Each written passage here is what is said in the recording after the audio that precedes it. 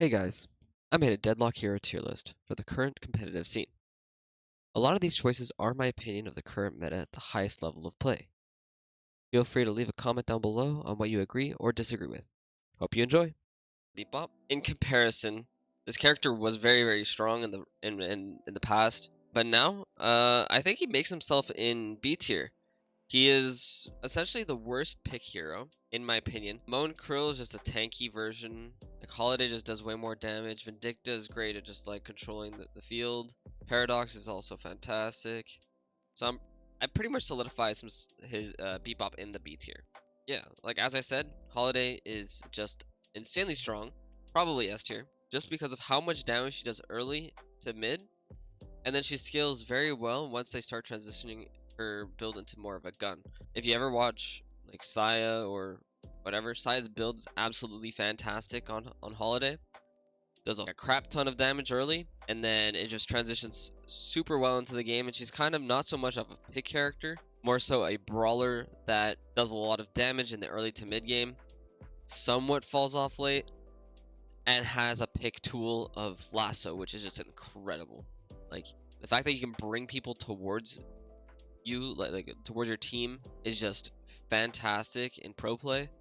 Like in a coordinated play, people will instantly focus the lasso, and it's just great. Lady Geist.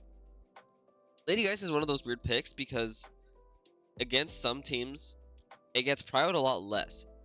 But all in all, I'm pretty sure Lady Geist is at least A tier. It's because her lane is very strong. Her solo lane presence is also very strong. And the fact that she can pretty much guarantee a kill with swap and like buy a lot of time for the team just makes her very strong. So that's why I think she solidifies herself as at least top of A. Lash. Lash is kind of a weird character because in the right hands he has the ability to pop the fuck off, and like just because of that he's able to solo carry games. He has extremely strong mid game. His laning is quite weak, so oftentimes he's often put into those like weaker lanes, but he's very good. His ultimate in the mid game is very strong. It can be used as a pick tool, and it can just be used to just completely transform how the game is going. It's great for coming back in certain situations, but all in all, I'm pretty sure he is around top to mid B tier. McGinnis. McGinnis is very weird because last patch she was starting to get a rise in priority due to how much her 2 would heal because it was percent based. McGinnis is just one of those characters that is kind of annoying to deal with. Her turrets just do quite a bit, and with healing tempo boosting them with heroic aura for a turret build is just very good support, and like not only for the turrets but for her team as well. Like it's very difficult. This is why it's like kind of a coin flip, because in some situations she'll be like A to S, and then others she's like C or D. And I want to say this is why like she would be low B tier, but I think it kind of puts her in high C tier because not many teams will prioritize her in a draft, and her usage is kind of overshadowed by a lot of other picks. Moan Krill. Moan Krill is a very unique pick.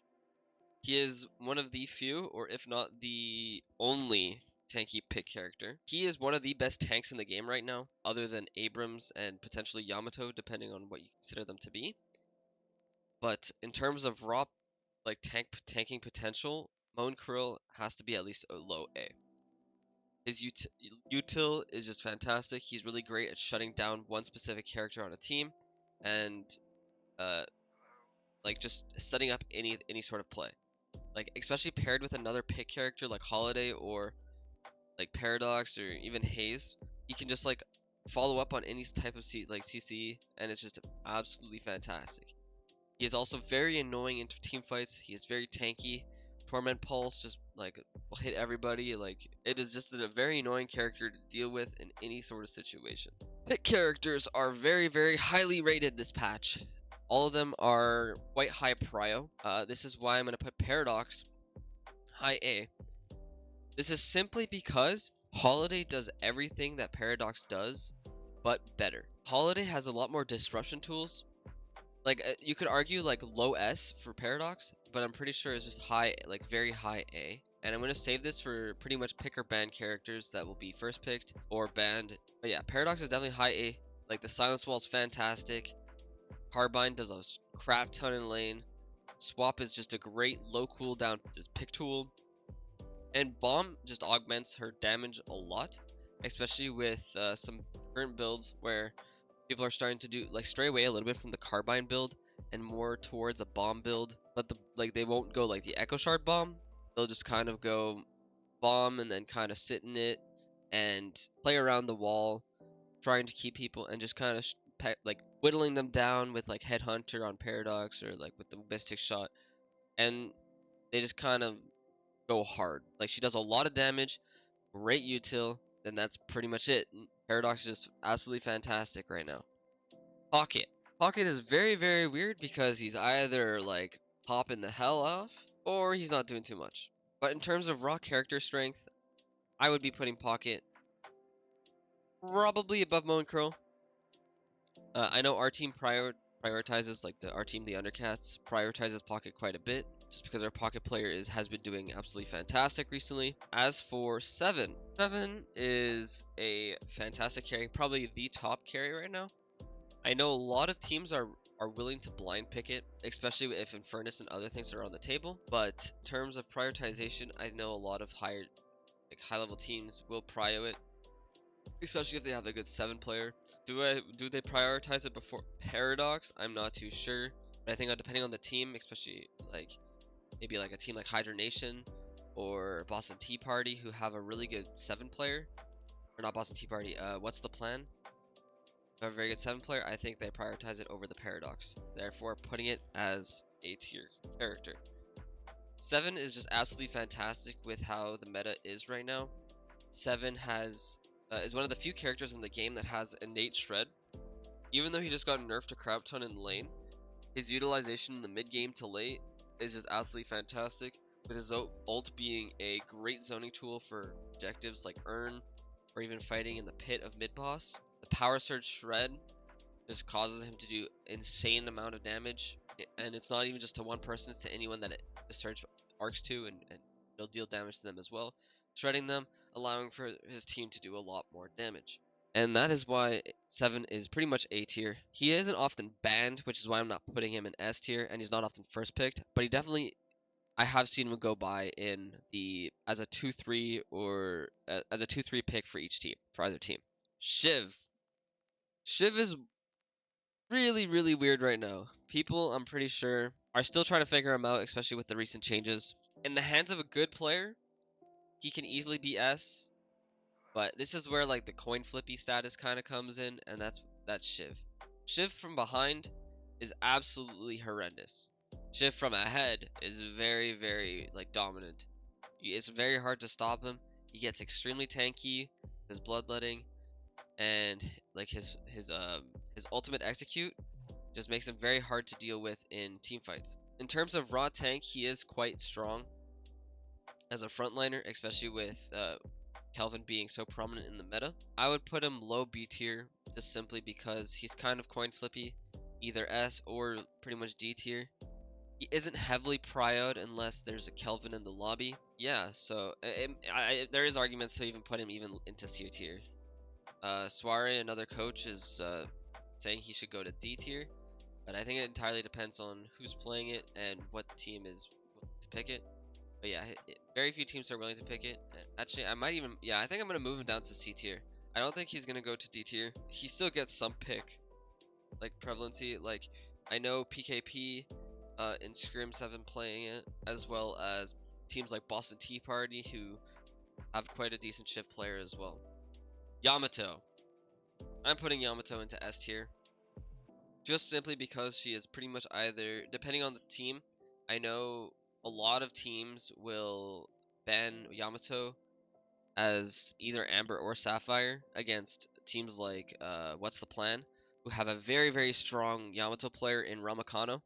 And even teams like us, like, we still prio it very heavily, and I know we utilize it very differently to other teams. Our Yamato player, we have two, but they're both very flexible in being either like playing a low econ Yamato and building her as more of as like a frontliner, or even building her as a DPS. So that's why she's going S. She's very high prio. I know a lot of teams will ban her. Sinclair, another coin flippy character similar to Shiv. Sinclair is a great counter pick to a lot of these top like picks right now. Great into Holiday, great into Yamato, great into 7, especially with the ultimate. This is why Sinclair is kind of difficult to place, because all you need is about 8 to 10k to really start getting online and doing a crap ton with your flexing bolts. Very good for low econ. Not a bad 7 counter either, because you can blow the 7 up in its ulting. And great into squishies. And I think this firmly puts him into a solid B tier.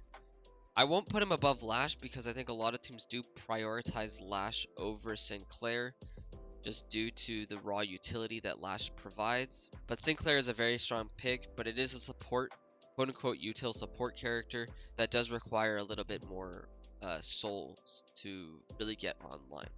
Vindicta going straight to S. Actually, yeah. Vindicta is going straight to S tier. No doubt in my mind. She is the most broken character in the game by a long shot. Absolute long shot.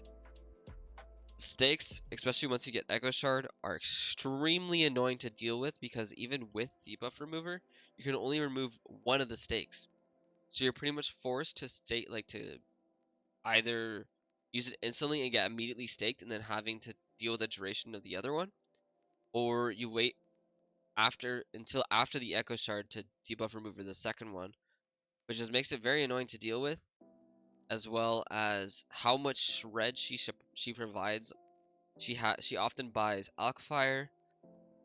She often buys both like shreds, like Bullet Shred, Mystic Vuln. Her Crow is also extremely annoying by giving up to, I believe it's 6. Is it 16? I believe it's 16 shred on each. It is, yeah, it's 16, or no, it's 14 shred on each, which is extremely annoying. And with how many shred options there are in the game right now, especially in a more like competitive format where shred is like a lot less prevalent, makes it very difficult to even deal with. So going in for Viper, Viper's another weird pick because I know teams like Hydra Nation will prio it for Leffa, who's been really enjoying it. And a lot of other teams don't prio it as much. I know teams like Boston Tea Party, Hydra Nation, I think prioritize the pick a little bit more, but I don't think they first pick it. So I'm going to put it into low B, just simply because of prioritization. And usually you want other heroes before picking like a Viper or something. Like you would want like a Wraith, Mirage, and Furnace. Like those picks are just way stronger right now and prevalent in the meta than just the raw value of Viper. Warden is going to go S. A lot of teams prioritize it. Teams like Valhalla, Hydra Nation, PKP. I know we prioritize it as Undercats. Boston Tea Party has started prioritizing it a lot more. Warden is a very, very strong pick just due to the amount of raw damage he provides. His gun has one of the highest base damages in the game, as well as best scalings. And his ultimate is really what people build him for. Just does a load of damage, great objective security, great for pushing any type of Walker Guardian in lane, and pretty much having Warden is just absolutely fantastic with how much pressure he has on the field when his ult is up. And you can't even say that he's extremely useless without his ult either, because his gun does just a load of damage. Although it has been nerfed where people have started straying away from more of the gun Warden and are now leaning towards more of the ult Warden and using things like Mercurial Magnum and Boundless to help him with his scaling. But yeah, I think that easily solidifies Warden into S tier.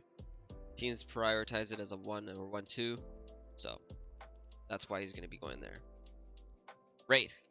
Wraith is one of those heroes I believe is very interesting in a sense where she isn't like top 3 on either team, but some teams, I know, depending on how we want a draft to play out, we will pick Wraith on 4. I don't know how many other teams will do this as well, but in double M1 team comps, or especially you have a Mirage or Infernus, Wraith is quite a good pick, just due to the fact that she does a lot of consistent spirit damage. And that's pretty much it. His raw utility as well, with his charge, is just great for peeling allies, great for even following up on targets like a Lash ult, or even a Paradox swap, Vindicta Stake, Holiday Barrel. Very good follow-up tool. And the Siphon Life just does a crap ton of damage right now. A lot of people have been going Surge of Power. His raw value as a character is just insanely strong right now. One of the few characters that can build melee still, where the melee items are still quite strong. Calico. Interesting pick, simply because not many teams are prioritizing her as much, or if not at all. I want to put her in D tier, but I don't think she's D tier worthy. I'm going to put her into low C tier, just slightly above McGinnis, because I know teams like Goblin Gang have a very strong Calico player in Hypno, will sometimes prioritize it a little bit stronger than the Guinness or anything else. But I know we also somewhat prioritize it due to some people having smaller hero pools on our team. But her value is quite good. She does have quite a few slots for utility, such as Curse or even Knockdown, but it just makes her quite good. She can also be used as like a Scourge bot to help make your tank a little bit tankier in the front line. She's also quite good at roaming around the map, which does increase her value for clearing waves in late game situations. Her kit is very, very strong, but for what it's worth right now, a lot of things just overshadow her. Dynamo. I'm sorry, my boy, my king. You're going into D tier. Dynamo is hardly ever getting picked in pro play. Very, very rare that he ever does get picked. It saddens me, but in competitive play, he's really only ever used for his ultimate. And even his ultimate, I would say, isn't even that great, because it's quite easily counterable with a lot of these higher picks. Yamato can't really get Dynamo ulted. Holiday can lasso him out of it. Seven can use his stun on him. Paradox can just deny any sort of Dynamo advance with wall. Abrams can use his ultimate as well to cancel it out. Flash, ultim as well. Sinclair Bunny, like Wraith ult. There's so many things that it just makes it very difficult for the Dynamo to really do anything. And he doesn't really get online until pretty late into the game. And the laning stage is quite important in pro play right now. And Dynamo is just a perma loss because his utility in lane is very good. Like, you can kind of stall it with your heal. He's just a very difficult character to utilize properly, making very, very unwanted in the scene. Grey Talon. There has been a rise in pick rate for Grey Talon, simply due to the picks that are being chosen. He is a great pick for countering picks like Vindicta, 7. It's kind of used as a counter pick right now, does quite a bit of damage, regardless if you build him gun or spirit. I know we've picked Grey Talon recently in scrims where our Grey Talon player played gun Grey Talon and popped off with it. So with that, I'm putting Grey Talon in C tier, although it can easily go, like, Grey Talon is kind of on the rise a little bit right now. I know teams like Hydra Nation have started picking him a little bit more, and this just shows the value of this character now that certain things have been nerfed or have been adjusted. So this is kind of a good situation for Grey Talon, since he hasn't really had any presence in the pro scene since they reworked all the items. Haze. Haze is an interesting character just because a lot of people in MM will play her as a carry, as a carry character, but in the pro scene she's used more as a pick character, or at least to set up a pick. So like they would use Sleep Dagger to set up a Moe and Krill ulti or a lasso, and she's just great for initiating and scouting out fights. With that, I'm going to put her into low B tier because she's a bit on the rise right now. or she fluctuates a lot. I know recently Abrahams in the recent night shift has picked Hayes as a carry character rather than it being a pick character. But that, like, Hayes has been kind of coming up a little bit more since. But yes, she's very good at initiating. She's good for scouting. Hayes is one of the few characters that can kind of go to a lane, sleep dagger someone, and then use her util to just straight up kill them by herself. Furnace. In Furnace, I'm pretty sure is, if you consider 7 to be an M1 character, then he's probably the second best. But Infernus is probably the best M1 player, or like a raw M1 character. I'm not too sure where to put him. I don't want to put him in B tier because I think he's much stronger than that. But I think he's definitely stronger than characters like Lady Geist. So I'm going to put him right in the smack middle of A. Just simply because he is a very big counter to a lot of these good heroes right now. He's a counter pick to 7. He's a counter pick to Yamato. He's a counter pick to Warden. Just due to the amount of damage and the effect that Afterburn has. Afterburn does give a reduction in spirit damage output, so that is why he's used somewhat as a counter pick. He also does a crap ton of damage into the late game. Ivy.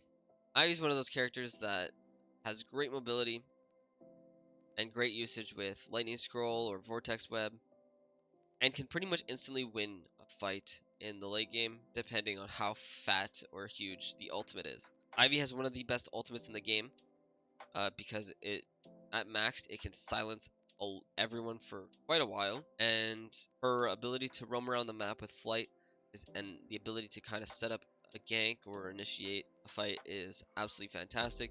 Kudzu is great to just instantly clear a wave and then roam, and therefore I'm putting Ivy into high B tier. She isn't prioritized as a support as much, but when other supports are banned, such as Kelvin, she will be seen a lot, quite a bit. I shouldn't say a lot, but quite a bit. She is also somewhat of a counter to Kelvin, just simply because she can deny the dome from coming out with her ultimate, and her Kudzus will go through the dome, making it so people inside the dome will take tick damage from Ivy Kudzu. And if you have things like Healbane and Shred items, it can kind of counter the Kelvin Dome and the Kelvin Healing, making it a little bit harder to deal, like making it a little bit easier to deal with. But with that, I'm putting Kelvin into S tier, just simply because of how much damage he does, as well as the amount of healing he does. A lot of people have started building him gun early. Saint MXM, I would say, wasn't the first person to do it, but he definitely popularized it by showcasing how strong it is in the night shift. People have started building QSR, and intensifying magazine, and other items. Kelvin is extremely strong for changing the outcome of a fight. He can dome, heal up everybody, he can reset them, especially into base fights.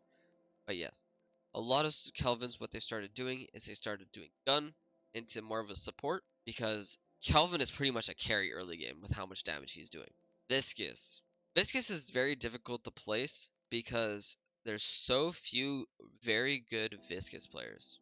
Players like Saya, Goober, or Lomane, they're all very fantastic Viscous players, which makes his prioritization on, or makes the teams who have them prioritize this character a lot more, just because of how strong he is as a character. Right now with the Express Shot and Melee, he can do a lot of damage, as well as provide a lot of utility for the team by displacing people with the puddle punches, using Cube to counteract Mo, or even using the ball as a CC tool. And because of this, I'm going to be putting Viscous into high B tier, just simply because of how coin flippy he is. In the hands of a great player, S tier, easily. In the hands of a mediocre player, probably about C tier. But overall, I'm pretty sure Viscous is just a solid B tier pick. Barrage. Barrage was largely known as the best M1 character ever, pretty much. He has almost always just received nerfs, if very few buffs at all. And with this, I'm going to be putting him into high A tier. Probably above Abrams right now. His global presence is just extremely strong. Traveler, his ultimate, is just great for getting lane prio. He can shove out a wave in another lane. and then TP into a fight, causing like the enemy to have to react to a wave. He's also great for just like he's just absolutely great for moving around the map, especially with like how with teleporters being removed. It's a lot harder to move around the map, which increases Mirage's prioritization. And he's also a very big counter to 7 with his Scarabs, with one of the few characters that provide bullet resist shred. And although his gun isn't used as much for the damage anymore, just his overall util as a character and tankiness as like an M1 character just solidifies him in high A tier. And I think this is it. I think there are things that are subject to change, like Viper, Viscus, Ivy, St. Clair, like even Grey Talon. I think there are a lot of things that could be changed in the near future. The meta is always changing. Like even when there's no patches, the meta is still constantly changing.